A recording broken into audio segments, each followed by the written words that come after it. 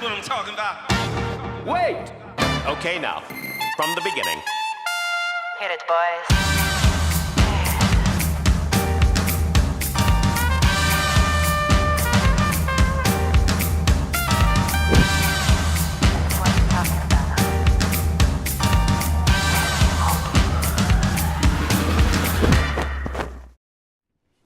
Okay, day 18, 19?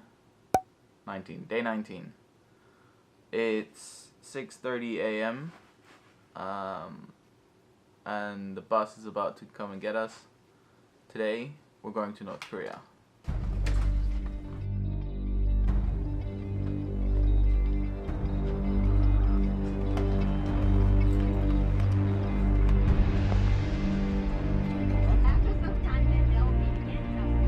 Well, actually, most of the time, I always try to get.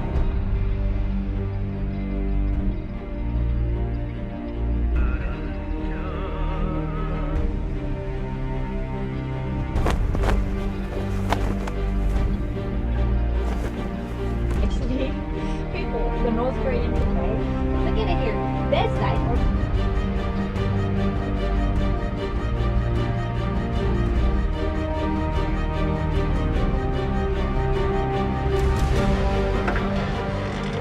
So, we've just returned from the third tunnel, as they call it here, which was the third tunnel discovered by the South Koreans from the North Koreans, how they tried to infiltrate South Korea, and more specifically Seoul. What to expect? It's a rather cramped space, a lot of hunched over walking, so if you're into that sort of thing, go right ahead. If you've ever been to the Ruhrgebiet in Germany or the north of England, any of those dead coal mines, you'll know exactly the kind of place this is. The main difference is that this area, they didn't allow cameras inside. I don't know why. It all seems to be a bit pretending that there's a big security risk if you publish any footage. It's just a really long, kind of small tunnel. Like, it's technically about 2 meters high. It's not that small. Sorry about that terrible overexposure. Now let's have a look at the observatory, see if we can actually catch a glimpse into North Korea. So we're now at the top of the observatory. Let's have a look into North Korea.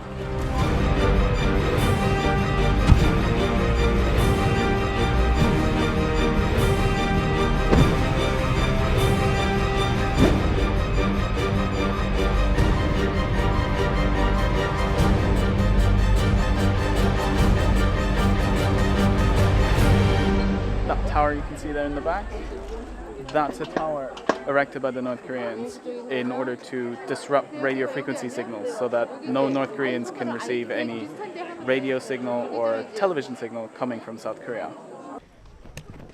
These are all 13,000 names of the people, of every single person that donated money so that the railroad between South and North Korea could be reopened. Only for the governments to then decide, nah, fuck it, let's shut this down. So the train station in Gorasan here is actually connected by railroad to, what's the place called? Kaesong. And from Kaesong it's connected all the way to Pyongyang, which is all the way connected to China and Russia. So it is physically possible to take a train from South Korea to Portugal, and it would only take you 38 days to do it.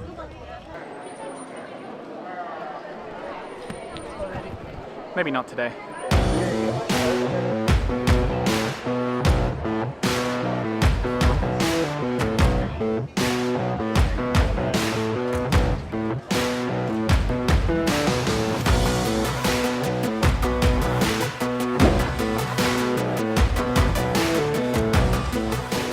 Obviously, North Korea knows that there's some kind of station here and that there's some level of tourism that's going on.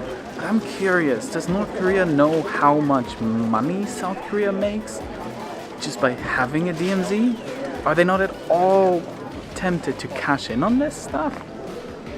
I mean, it's really tacky. It's all like, it's meant for tourists. It's super tacky, and it's all like military style shirts and all that sort of crap. But baffling. Why wouldn't North Korea cash in on this?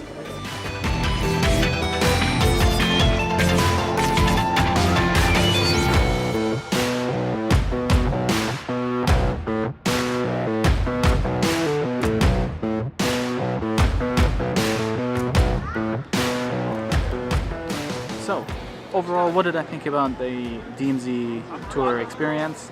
The historical context is what makes it interesting, right? I mean, there used to be the Korean War. It's still kind of troubled, the whole situation, and the DMZ is a thing that only exists in very few places in the world. It is here in Korea, in Europe, one. So it's a special situation. However, the fact that it was so much geared towards tourists was a bit of a turn-off, particularly geared to American tourists.